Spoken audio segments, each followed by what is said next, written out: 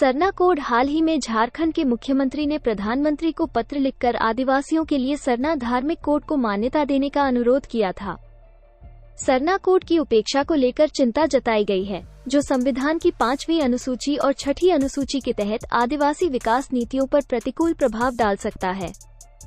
सरना धर्म, जिसका पालन झारखंड में एक महत्वपूर्ण आदिवासी आबादी करती है, अद्वितीय है, प्रकृति पूजा पर आधारित है और मुख्यधारा के धर्मों से अलग है।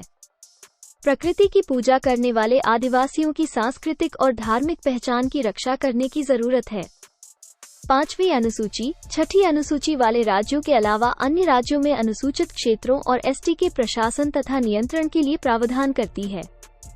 6ठी अनुसूची असम, मेघालय, त्रिपुरा और मिजोरम में आदिवासी क्षेत्रों के प्रशासन से संबंधित है।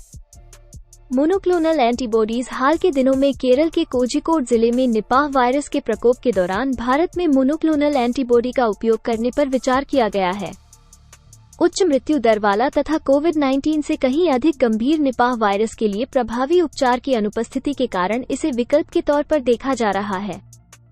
एंटीबॉडी वायरल आवरण के एक हिस्से से जुड़ जाता है और निपाह वायरस को निष्क्रिय कर देता है। मोनोक्लोनल एंटीबॉडी का उपयोग हैंड्रा वायरस के खिलाफ भी किया गया है, जो उसी परिवार से संबंधित वायरस है। एंटीबॉडीज प्रतिरक्षा प्रणाली द्वारा स्वाभाविक रूप से उत्पादित प्रोटीन होते हैं जो एक विशिष्ट विदेशी वस्तु एंटीजन को लक्षित करते हैं। जब वे एकल मूल कोशिका से प्राप्त क्लोन द्वारा निर्मित होते हैं तो उन्हें मोनोक्लोनल एंटीबॉडी मैप्स कहा जाता है। मोनोक्लोनल एंटीबॉडी मानव निर्मित प्रोटीन हैं जो प्रतिरक्षा प्रणाली में मानव एंटीबॉडी की तरह कार्य करते हैं। वे एक श्वेत रक्त कोशिका की क्लोनिंग करके बनाए जाते हैं।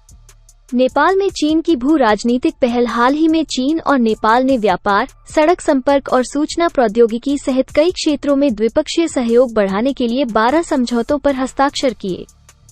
नेपाल और चीन के बीच हस्ताक्षरित समझौतों में निम्नलिखित के लिए समझौता ज्ञापन शामिल हैं। नेपाल के राष्ट्रीय योजना आयोग और चीन के राष्ट्रीय विकास एवं सुधार आयोग के बीच सहयोग। डिजिटल अर्थव्यवस्था निगम को बढ़ावा। हरित और निम्न कार्बन विकास पर सहयोग। कृषि, पशुधन और मत्स्य पालन के क्षेत्र में सहयोग।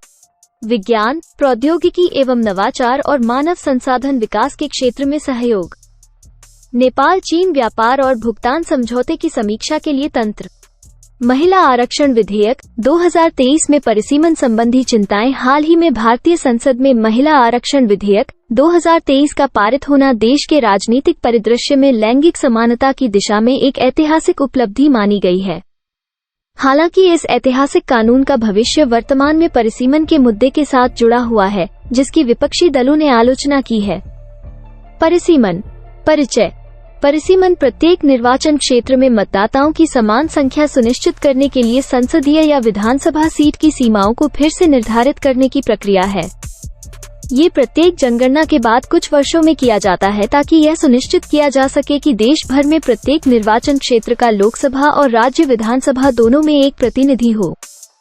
परिसीमन जनसंख्या वृद्धि को राज्य में निर्वाचित विधायकों की संख्या से जोड़ता है, जिससे ये सुनिश्चित होता है कि किसी भी प्रतिनिधि का प्रतिनिधित्व अधिक या कम न हो।